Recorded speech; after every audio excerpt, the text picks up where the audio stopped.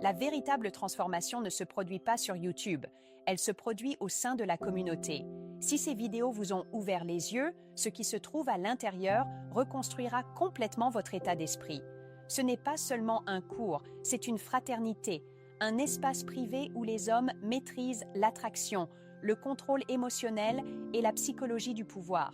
Vous ne rejoignez pas pour un mois, vous rejoignez pour la vie. Chaque futur cours, livre et leçon est à vous pour toujours. Pas d'abonnement, pas de limite, juste une décision qui change votre direction. Si vous êtes sérieux au sujet de la croissance, de la discipline et du but, cliquez sur le lien ci-dessous. Rejoignez la communauté. Adhérez une fois, évoluez pour toujours. Plongeons. L'approche stoïcienne de l'attraction. L'équilibre par la retenue. La plupart des hommes croient que lorsqu'une femme prend ses distances, ils doivent soit disparaître complètement, soit se battre plus fort pour la retenir. Ils bloquent, ils supplient, ils expliquent, ils essaient de prouver leur valeur par l'effort. Et presque à chaque fois, ces réactions détruisent discrètement ce qu'ils essaient de sauver. La véritable erreur n'est pas ce que les hommes font, mais pourquoi ils le font. Bloquer est souvent motivé par la colère déguisée en respect de soi. Supplier est motivé par la peur déguisée en amour. Les deux réactions communiquent le même message sous la surface, une perte de maîtrise émotionnelle. La sagesse stoïcienne enseigne quelque chose de beaucoup moins dramatique et beaucoup plus efficace. Lorsqu'une femme prend ses distances, la dynamique n'exige ni punition ni persuasion. Elle exige l'équilibre. Et l'équilibre est restauré non par l'action, mais par la retenue. La plupart des hommes ne peuvent tolérer la retenue. Ils ressentent le silence comme un danger. Ils interprètent la distance comme un rejet. Leur système nerveux réagit avant que leur esprit n'ait le temps d'évaluer ce qui se passe réellement. Ils agissent pour soulager l'inconfort, non pour restaurer l'alignement. C'est là que le pouvoir est perdu. Une femme n'est pas attirée par l'intensité, elle est attirée par la stabilité émotionnelle. Lorsque les réactions disparaissent et que le calme demeure, quelque chose de subtil mais puissant se produit intérieurement, la dynamique émotionnelle change de direction. C'est la partie que personne n'explique honnêtement. Vous ne ramenez pas quelqu'un en le poursuivant, vous le ramenez en supprimant entièrement la pression émotionnelle. Pas de blocage, pas de sortie dramatique, pas de discours émotionnel, juste un retrait calme de l'urgence émotionnelle. Ce n'est pas le silence comme une tactique, c'est le silence comme une maîtrise de soi. La plupart des hommes le comprennent mal, parce qu'ils croient que l'attraction est créée par l'effort. En réalité, l'effort ne fonctionne que lorsqu'il n'est pas nécessaire. Lorsque l'effort semble désespéré, il détruit la polarité. Lorsque l'effort disparaît calmement, la polarité se reconstruit d'elle-même. Le stoïcisme n'a jamais appris aux hommes à ignorer les émotions.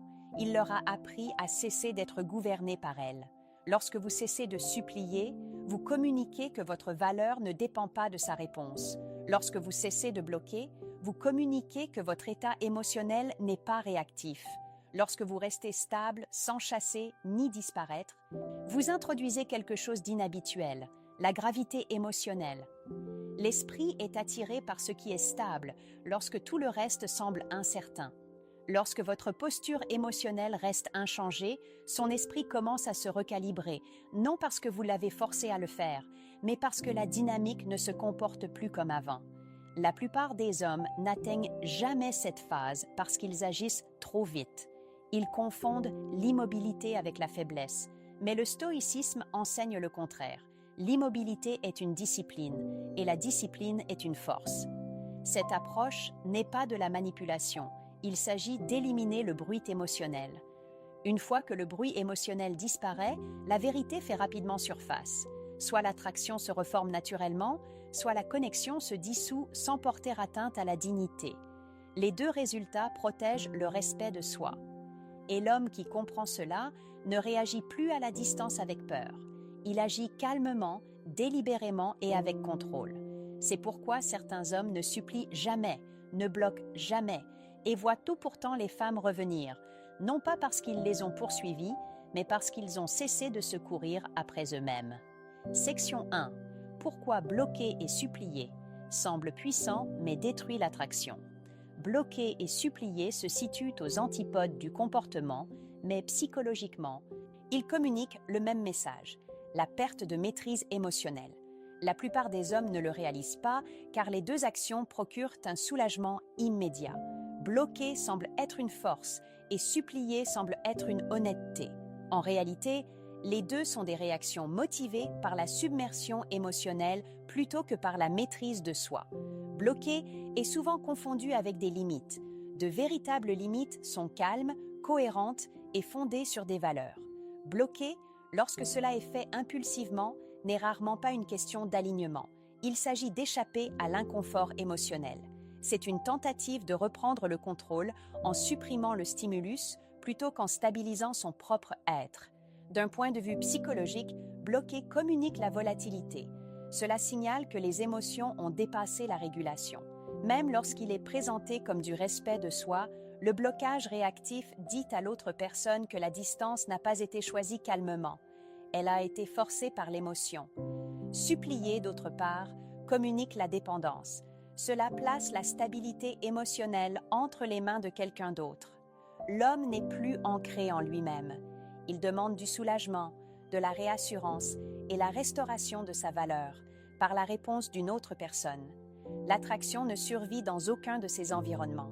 L'attraction exige une polarité émotionnelle. La polarité existe lorsqu'une personne reste stable intérieurement pendant que la connexion fluctue. Bloquer effondre la polarité en introduisant l'hostilité ou l'évitement. Supplier effondre la polarité en introduisant le besoin et l'urgence. Les deux actions suppriment la gravité émotionnelle. La plupart des hommes choisissent l'une de ces voies car le silence leur semble insupportable. Le système nerveux veut de la certitude, il veut de l'action. Bloquer ou supplier donne l'illusion de résolution, même lorsque cela endommage la dynamique à long terme. La sagesse stoïcienne enseigne la retenue comme un pouvoir.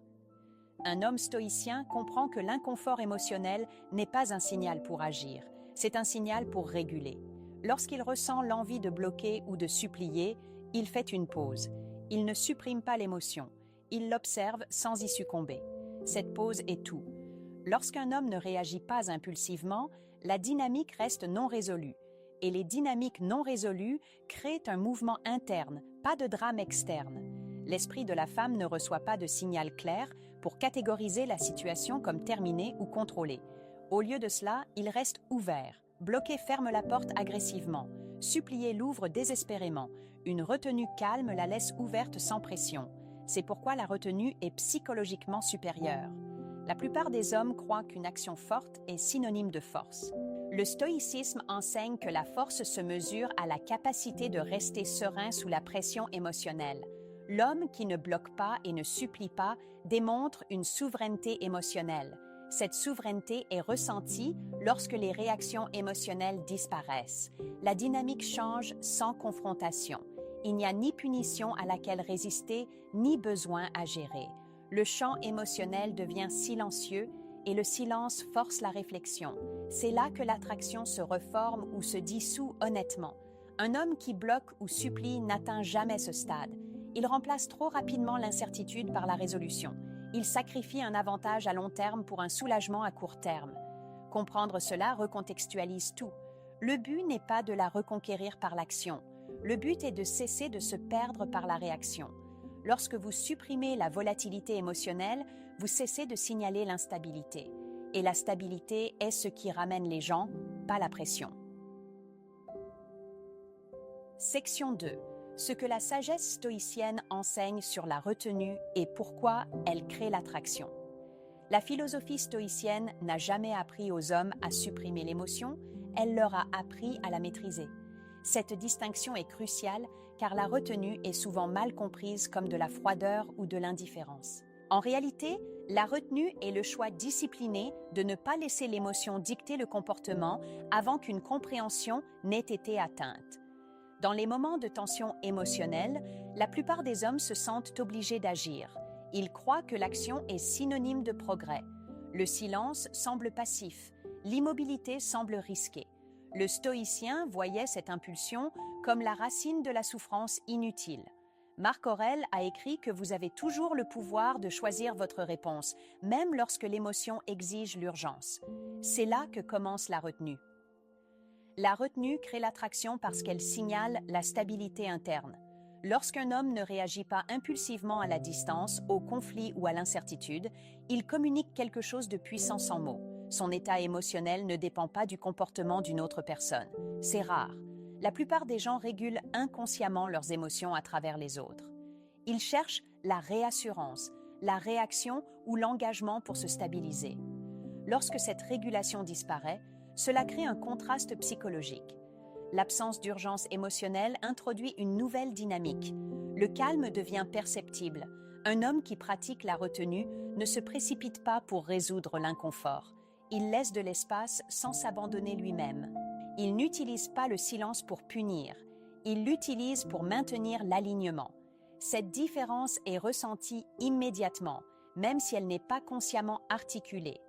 La retenue stoïcienne n'est pas un retrait de la vie, c'est un retrait du chaos émotionnel. Lorsqu'une femme sent qu'un homme n'est pas émotionnellement ébranlé par la distance, son esprit ne se détend pas.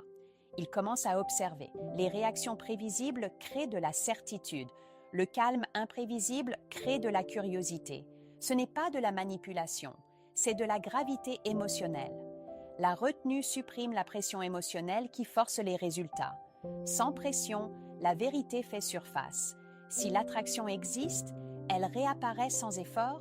Si elle n'existe pas, la connexion se dissout sans porter atteinte à la dignité. La plupart des hommes craignent la retenue parce qu'ils l'assimilent à une perte de contrôle. En réalité, la retenue est le contrôle. C'est la capacité de rester autonome même lorsque les émotions tentent de détourner le comportement. Le stoïcisme enseigne que le véritable pouvoir est interne. Lorsque vous êtes gouverné par l'impulsion, vous êtes prévisible. Lorsque vous êtes gouverné par les valeurs, vous êtes stable. La stabilité est attrayante parce qu'elle se sent en sécurité sans être ennuyeuse. Elle se sent forte sans être agressive. Elle crée de l'espace sans abandonner la connexion. C'est pourquoi la retenue fonctionne là où le blocage et la supplication échouent. Bloquer communique la volatilité émotionnelle. Supplier communique la dépendance émotionnelle. La retenue communique l'autosuffisance émotionnelle. Un homme qui est émotionnellement autosuffisant ne disparaît pas. Il ne poursuit pas. Il reste présent sans pression. Sa vie continue d'avancer. Son but reste intact. Cette posture ne force personne à revenir. Elle supprime simplement les conditions qui les ont éloignés. La sagesse stoïcienne l'a compris il y a des siècles. Moins vous réagissez, plus vous révélez qui vous êtes. Et qui vous êtes détermine si l'attraction peut exister du tout. La retenue ne garantit pas le retour. Elle garantit le respect de soi. Et le respect de soi est la fondation sur laquelle toute reconnexion véritable doit s'établir. Section 3. Ce qui change dans sa psychologie. Lorsque vous cessez de réagir, lorsque vous cessez de bloquer, de supplier et de réagir émotionnellement, le premier changement ne se produit pas dans son comportement, il se produit dans sa perception.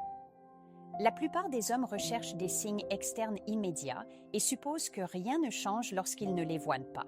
En réalité, le changement psychologique commence intérieurement bien avant qu'il n'apparaisse extérieurement. L'absence de réaction supprime une structure émotionnelle familière. Lorsqu'une femme est habituée à l'engagement émotionnel, à la réassurance ou à l'explication, son système nerveux s'attend à une continuité. Bloquer lui donne un signal clair de finalité. Supplier lui donne un signal clair de dépendance. Une retenue calme ne donne aucun des deux. Elle supprime la certitude sans créer de conflit. C'est là que l'esprit devient alerte. La psychologie humaine repose fortement sur des schémas. Lorsqu'un schéma se brise sans explication, l'esprit ne se détend pas. Il commence à observer plus attentivement. Il rejoue les interactions passées. Il réévalue les hypothèses qui étaient auparavant établies. Ce n'est pas de la nostalgie, c'est un recalibrage. La plupart des hommes pensent que l'attraction se développe grâce à l'effort. En réalité, l'attraction réapparaît souvent par contraste. Lorsque la pression émotionnelle disparaît, l'espace apparaît. Et cet espace de respiration est crucial. Lorsqu'aucune demande émotionnelle n'est placée sur elle, elle ne réagit plus à la pression. Elle répond à l'absence. l'absence crée un mouvement interne, pas de défense externe. Il n'y a rien à résister et rien à gérer. C'est pourquoi une retenue calme est déstabilisante d'une manière subtile. La dynamique ne se comporte plus de manière prévisible. Elle ne peut plus vous catégoriser comme en colère, dans le besoin ou indisponible. Au lieu de cela, vous apparaissez stable, impassible et autonome. Cela défie le récit émotionnel précédent. L'esprit recherche naturellement la cohérence. Lorsque la cohérence disparaît, la curiosité se forme. La curiosité mène à la réflexion. La réflexion mène à la réévaluation. Rien de tout cela ne nécessite un silence éternel. Cela exige de la cohérence. La plupart des hommes interrompent ce processus trop tôt parce qu'ils s'attendent à ce que la réaction soit dramatique. En réalité, le mouvement psychologique est silencieux. L'absence de message, le manque de tension et la disparition de l'urgence émotionnelle contribuent tous au changement. C'est pourquoi la retenue doit être incarnée, non jouée. Si la retenue est utilisée comme une tactique tout en attendant, observant ou espérant intérieurement, l'énergie fuit. La dynamique ne change pas entièrement. La véritable retenue vient de l'indépendance émotionnelle. Lorsque votre état émotionnel reste inchangé, quel que soit le résultat, le changement psychologique se termine. À ce stade, l'une des deux choses se produit. Si l'attraction existe toujours, elle commence à faire surface sans pression. Le contact peut reprendre naturellement. La chaleur peut revenir lentement. La curiosité peut apparaître de manière subtile. Il n'y a pas de poursuite dramatique. Il y a un rééquilibrage silencieux. Si l'attraction n'existe pas, la connexion se dissout sans hostilité. Le manque de réaction supprime les crochets émotionnels. Les deux personnes passent à autre chose sans porter atteinte à la dignité. Les deux résultats sont une résolution. La plupart des hommes craignent cette phase car elle dissipe l'illusion. Ils préfèrent s'accrocher à l'incertitude par la réaction plutôt que d'accepter la clarté par la retenue. Le stoïcisme enseigne que la clarté est toujours préférable aux faux espoirs. Lorsque vous cessez de réagir, vous cessez de négocier la valeur. Vous cessez d'enseigner à la dynamique comment vous contrôler émotionnellement. Vous ramenez la gravité à vous-même. Et la gravité est ce qui attire l'attention naturellement, non parce que vous l'avez exigé, mais parce que vous avez supprimé la pression qui la repoussait. Section 4. Quand elle reprend contact après que vous ayez cessé de réagir et comment ne pas tout gâcher. Lorsqu'elle reprend contact après que vous ayez cessé de bloquer, de supplier et de réagir, la plupart des hommes ressentent une vague de soulagement. Le silence prend fin, l'incertitude se brise, et instinctivement, ils veulent se reconnecter pleinement, s'expliquer ou rouvrir la profondeur émotionnelle. Ce moment semble être un succès, mais psychologiquement, ce n'est qu'un point de contrôle. Son contact n'est pas une confirmation, c'est une curiosité testant la stabilité. Elle ne demande pas si vous vous souciez d'elle, elle sent si l'accès émotionnel a vraiment changé. Le contact est souvent subtil, occasionnel ou indirect. Il peut ne pas faire référence au passé du tout. Cette ambiguïté est intentionnelle à un niveau subconscient. L'esprit sonde la prévisibilité. La plupart des hommes échouent ici parce qu'ils surrépondent. Ils répondent trop vite. Ils surexpliquent. Ils réintroduisent l'intensité émotionnelle. Même si leurs mots sont polis, leur énergie communique l'empressement. Et l'empressement lui dit quelque chose d'important. La régulation émotionnelle dépend encore de sa réponse. La dynamique se réinitialise. Un homme qui comprend la retenue stoïcienne répond différemment.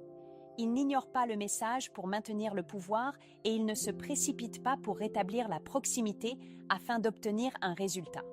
Sa réponse est calme, ancrée et proportionnelle au contact reçu. Cette proportionnalité est cruciale. Lorsqu'un message occasionnel reçoit une réponse calme, l'incertitude reste active. Le champ émotionnel reste équilibré. Il n'y a aucune poussée émotionnelle à laquelle s'accrocher. L'esprit continue d'observer plutôt que de conclure. La plupart des hommes croient qu'ils doivent capitaliser sur le moment. En réalité, capitaliser trop tôt effondre la polarité. L'élan n'est pas créé par l'accélération. Il est créé par un espace émotionnel non résolu. Une autre erreur que les hommes commettent est de rouvrir l'histoire émotionnelle. Ils demandent pourquoi elle a pris ses distances. Ils cherchent la clarté. Ils essaient de résoudre le passé. Cela déplace l'interaction de la présence à la négociation. La négociation restaure la certitude émotionnelle. Le stoïcisme enseigne la patience plutôt que l'urgence. Un homme qui reste ancré n'exige pas d'explication. Il permet au comportement de révéler l'intention au fil du temps. Il n'a pas besoin de réassurance verbale pour se sentir stable. Si elle reprend contact et trouve de la cohérence, l'attraction se stabilise naturellement ou s'estompe honnêtement. Les deux résultats préservent la dignité. C'est pourquoi la retenue doit rester intacte même après la reprise du contact.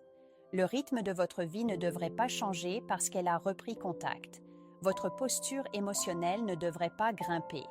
Vous restez le même homme qui était calme pendant le silence. Cette cohérence est ce qui crée la confiance. La plupart des hommes perdent cela parce qu'ils confondent l'attention avec la valeur. Ils croient que le contact est synonyme de progrès. En réalité, le contact est simplement une information. La façon dont vous y répondez détermine la direction. Un homme stoïcien comprend que l'indépendance émotionnelle ne se prouve pas uniquement par l'absence. Elle se prouve par la présence sans besoin. Lorsque vous répondez sans urgence, sans explication et sans escalade émotionnelle, vous communiquez quelque chose de subtil mais de puissant. Votre état émotionnel est autonome. Et les hommes autonomes ne se perdent pas au moment où la connexion réapparaît. Section 5. Quand son comportement devient incohérent, après qu'elle ait repris contact.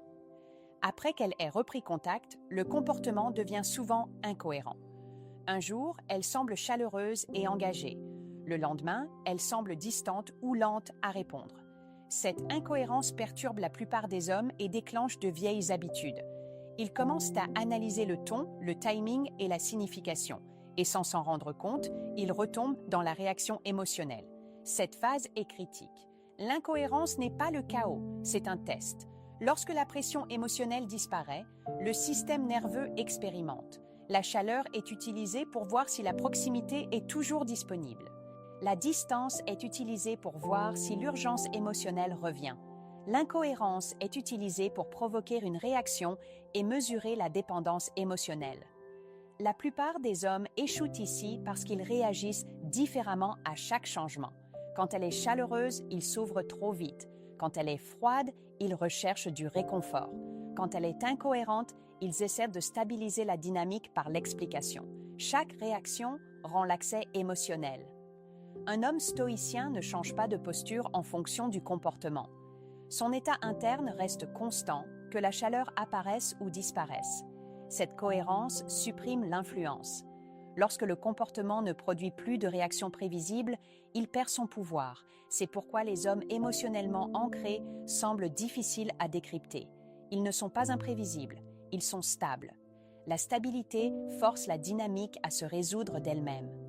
Si l'attraction existe, le comportement devient lentement cohérent sans pression. Si l'attraction n'existe pas, l'incohérence continue jusqu'à ce que la connexion s'estompe naturellement. Les deux résultats sont la clarté. La plupart des hommes craignent cette phase car elle dissipe l'illusion. Ils préfèrent courir après des signaux contradictoires plutôt que d'affronter la vérité. Le stoïcisme enseigne que la clarté, même inconfortable, est toujours préférable au limbo émotionnel. Un homme qui reste aligné ne récompense pas l'incohérence par l'attention. Il ne punit pas la distance par le retrait. Il reste présent sans escalade. Sa disponibilité ne fluctue pas en fonction des signaux émotionnels. Ce n'est pas du détachement émotionnel, c'est de la discipline émotionnelle. Lorsque la discipline remplace la réaction, les schémas se révèlent rapidement. L'incohérence ne peut survivre sans renforcement. Soit elle se stabilise, soit elle se dissout. C'est là que de nombreux hommes regagnent leur respect de soi. Ils cessent de se sentir tiraillés. Ils cessent de se sentir confus. Ils cessent de négocier leur valeur par la réponse. Leur gravité émotionnelle se tourne vers l'intérieur. À ce stade, quelque chose d'important se produit. Même si la connexion ne continue pas, l'homme ne ressent plus de perte. Il ressent un alignement. Sa paix ne dépend pas du résultat. Ce changement interne est la véritable victoire. La plupart des hommes n'atteignent jamais ce point parce qu'ils brisent leur posture trop tôt. Ils recherchent le confort au lieu de la vérité. Le stoïcisme enseigne que la paix gagnée par la maîtrise de soi est plus forte que la paix empruntée par la validation. Lorsque vous restez cohérent malgré l'incohérence, vous reprenez le contrôle de votre vie émotionnelle. Et une fois que cela se produit, qu'elle reste ou qu'elle parte ne vous définit plus. Section 6. Quand le silence revient et pourquoi ce n'est pas un échec.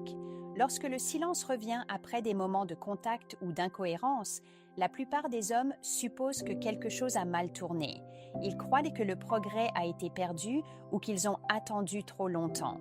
En réalité, le retour du silence est souvent un signe que le processus psychologique n'est pas encore terminé. Le silence ne se déplace pas en ligne droite. Lorsque la pression émotionnelle est supprimée, l'esprit a besoin de temps pour se réorganiser. Cette réorganisation est rarement fluide. Elle se produit par vagues. Le contact apparaît, disparaît et réapparaît à mesure que l'équilibre interne change.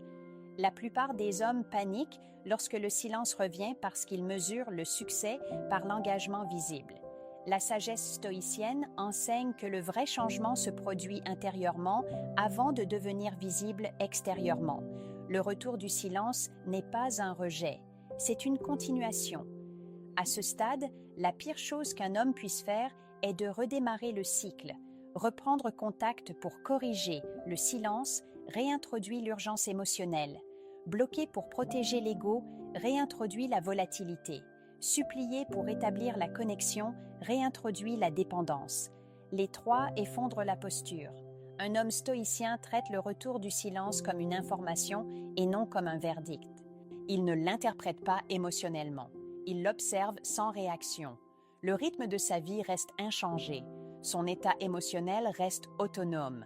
C'est là que la plupart des hommes se séparent de leur ancienne identité. Si le silence semble insupportable, cela révèle que la dépendance émotionnelle existe toujours. Si le silence semble neutre, l'indépendance émotionnelle a pris racine. Le silence teste l'alignement interne plus que l'attraction. Lorsqu'un homme reste stable malgré un nouveau silence, quelque chose d'important se produit. La dynamique ne peut plus se nourrir de la réaction. Soit un véritable intérêt revient organiquement, soit la connexion se dissout proprement sans résidu émotionnel. Les deux résultats sont une résolution. La plupart des hommes ne permettent jamais au silence d'accomplir sa fonction. Ils l'interrompent à plusieurs reprises, espérant le contrôle, la réassurance ou la clôture. Le stoïcisme enseigne que la clôture ne vient pas de l'explication, elle vient de l'acceptation. Un homme qui accepte le silence sans réagir supprime les crochets émotionnels de manière permanente. Que la connexion continue ou non, sa dignité reste intacte. Cette dignité est ressentie même en son absence.